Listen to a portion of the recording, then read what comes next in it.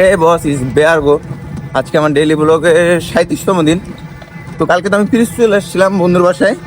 তো এখানে আমার আরেকটা জিনিস মনে পড়ে গেছে, ওই যে আমি পাসপোর্ট দিয়েছিলাম, ওটার মেসেজ আসছে যে আমার পাসপোর্ট পিরিজপুরে চলে আসছে। তো এখন চলে যেতেছি পিরিজপুর পাসপোর্ট অফিসে পিরিজপুরের ওইখানে যাইছিলাম। পাসপোর্টটা আসলে আসছে কিনা, মেসেজটা আসছে, যদি আসে তাহলে ওইটা নিয়ে চলে যাবো আমি। তখন আমি দেখি যে আজকে এইখান দিয়ে ডাইরেক্ট ঢাকা যাওয়ার প্ল্যান। এখন যদি এখানে গাড়ি না পাই, আবার বরিশাল বা গোপালগঞ্জ চলে যেতে হবে। সকালবেলা আমি 9টার ভিতরে বাইরে গেছি, 9টা 9:30 বাজে হয়তো। এখন চলে যাই কিছু পাসপোর্ট অফিসে, আসলে বেশি ভালো হয়। তাড়াতাড়ি অনেক তাড়াতাড়ি চলে আসে, 10-12 দিন হয়েছে, আর 10-21 দিন লাগবে, কিন্তু অনেক কম সময় চলে আসছে। দেখা যাক যাইয়া যে পাসপোর্ট অফিসে পাসপোর্টটা পাই নাকি। চলেন। হে বস, আবার সেই পাসপোর্ট অফিসে চলে আসছি। এখানে ভাইও আছে, এই ভাইয়ের লোক আমার পরিচিত আছে, মানে আগের বার দেখা বলতেছিল যে তুমি কি ভিডিও টিডিও বানাও নাকি।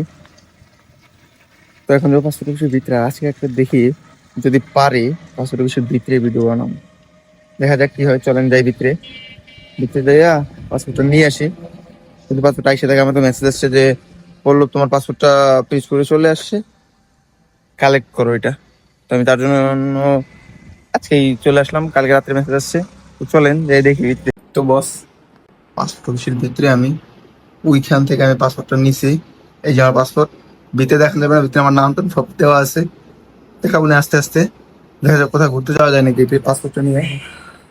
এইখানে একটা ভাই বসে আছে, ভাই ভাইটা সরম পাইতেছে, বলছিলাম পাসপোর্ট অফিসের ভিতরেই বানাবো, পাসপোর্ট অফিসের ভিতরে দেয় না বানাইতে, তখন বানাইলাম। ওইখানে যে বানাইতে পারতাম, বাট যদি তারা কিছু বলে তার জন্য বানাইলাম না। এখন পাসপোর্টটা নিয়ে চলে যাবো ঢাকায়। ভালো লাগছে, পাসপোর্ট হাতে নিয়ে, সুন্দর নাম সবকিছু ঠিক আছে, কিন্তু সিগনেচারটা একটু সুন্দর লাগতেছে না আমার কাছে।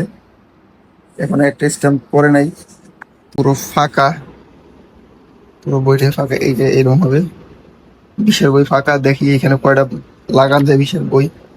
পিছনে বাংলাদেশের সুন্দর এর সংসদের ছবি, হয়তো সংসদের ছবি এই পর্যন্তই, তারপর আর নাই। এখন চলে যাবো বাইরে যেয়ে দেখতে হবে যে ঢাকার এখান দিয়ে গাড়ি পাই নাকি। যে এখান থেকে গাড়ি না পাই, তাহলে আমি হয়তো বরিশাল বা গোপালগঞ্জে চলে যাব।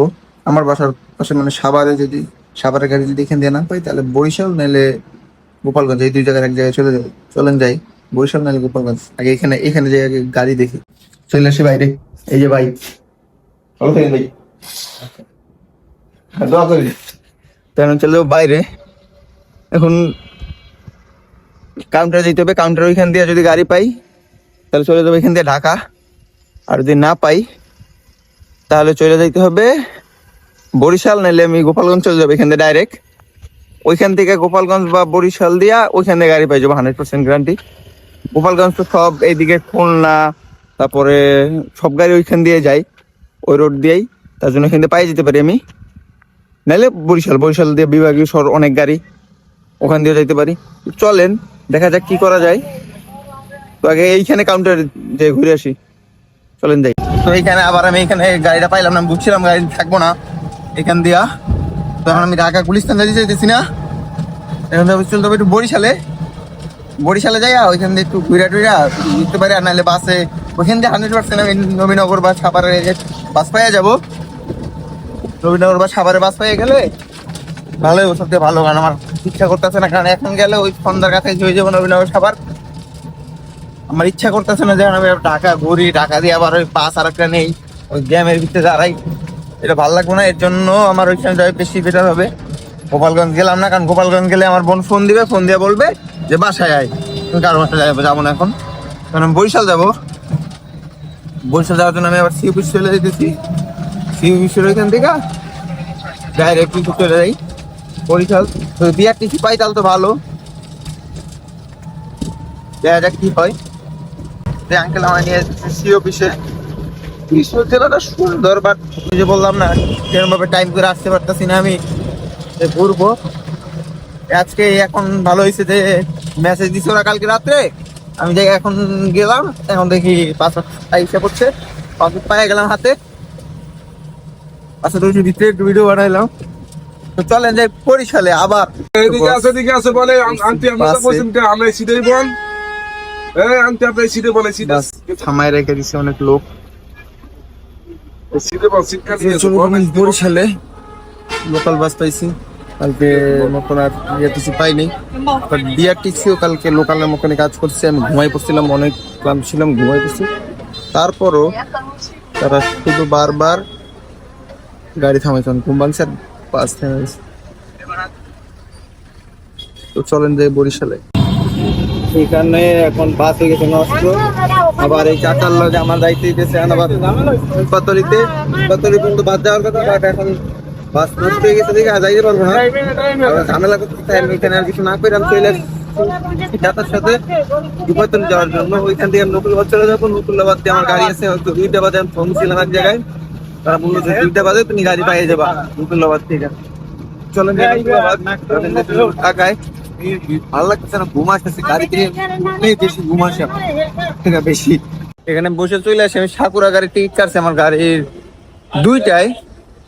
আজকে বাইচে যাবো, হয়তো পাশের সিটে মায়া বসবো না, মায়া বসলে ঝামেলা, আর বুড়া মানুষ বসলে ঝামেলা। অনেকে আবার ওই পান খায়, বিড়ি খায়, ওগুলো আমার বন্ধ সহ্য হয় না। দেখা যাক কি হয়। সাকুরা গাড়ি টিকিট কাটছি, সাকুরায় ফার্স্ট টাইম যাবো আমি, আগে কোনো সময় সাকুরায় যাওয়া হয় নাই। আর এখন কি হইতেছে, এই কয়েকদিন শুধু জার্নি করতেছি, ঘুম আসতেছে, আর ঘুমায় না রাত্রে। এর কারণে বেশি ঘুম আসতেছে আমার। বাসে উঠি আর ঘুমাই পড়ে, বাসে উঠি আর ঘুমাই পড়ে। সাগরে এখন একটা ছেলে দিতেছে, এটা মনে হয় সায়দাবাদ যাবে। আমারটা গাবতলির গাড়ি, সাভারের রাত 10টা-11টার ভিতরে হয়তো চলে যাবো। দেরি হইতে পারে, সমস্যা নাই।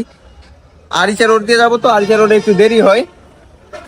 আর পাশের সিটে যেই বসুক, সিটে বসে তো ভিডিও করা সম্ভব না, কারণ তার পারমিশন পাবো না, হয়তো দেবে না, কারণ বেশিরভাগ মানুষই শরম পায় ভিডিওতে আসার জন্য। তো আপনার সাথে দেখা হবে যদি কোনো, যে সময় পারবো আমি সুযোগ, সেই সময় আমি ভিডিও বানাবো। আর ঈদের সময় তার জন্য আমাদের পিছু থেকে গাড়ি পাইনি হয়তো, কারণ আমি আগেই জানতাম, আগে যে সময় গেছিলাম ওই সময় ওরা বেশিরভাগ গাড়ি ইসে ছিল, ওদের এই সার্ভিসে ছিল। তো এখন আমি চলে যাবো খাইতে। খাওয়ার ভিডিও দেখাবো না, কারণ অনেকে আবার রোজা থাকবে, রোজাদার ব্যক্তিদের খাওয়ার ভিডিও দেখানো উচিত না, খাবারও খাওয়া উচিত না তাদের সামনে। চলেন কিছু খাই আসি। হ্যাঁ বস, এটা করতে বাসে আর কিছুক্ষণের ভিতরে আমার বাস ছাড়বে। আমার প্রচুর গরম লাগছে, এত গরম, হঠাৎ করে গরম পড়ে গেছে। শীতকাল তো শেষ, এখন গরম। কিন্তু এখনকার শীত সময় রাত্রে গরম পরে, আবার রাত্রে শীত লাগে, দিনে গরম লাগে। এখানে হালকা বৃষ্টি হইছে, হালকা পরিমাণে বৃষ্টি হইতেই এত গরমের কারণে, হঠাৎ করে এত গরম পড়ার কারণে বৃষ্টি হইছে হালকা। তো আমার শীত পাশে কে বসে জানি না, যে বসে ভিডিও তো করা যাবে না, কারণ তারা পারমিশন দিবে না। তো হয়তো বাস ই দিবে, দেখা যাক কি করা যায়। এইখানে বরিশাল শহরটা সুন্দর আছে, ঘুরতে আমি একবার ঘুরছিলাম শুধু ওইখানে 30 গ্রাম একটা জায়গা, ওই জায়গায় গেছিলাম, আর বেশি জায়গায় যাওয়া হয়নি।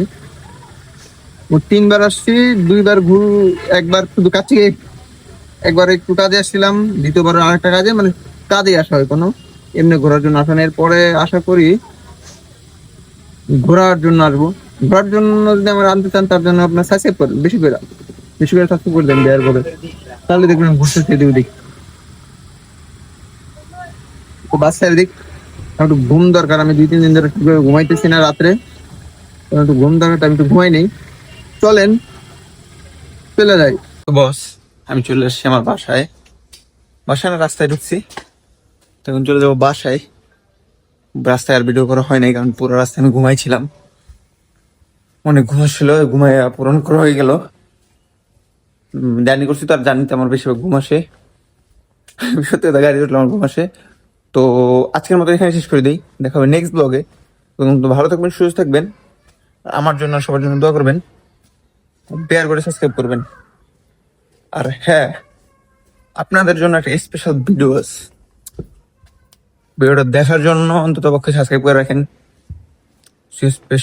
স্পেশাল কাজ আছে আপনাদের জন্য। তো ভালো থাকবেন, টাটা।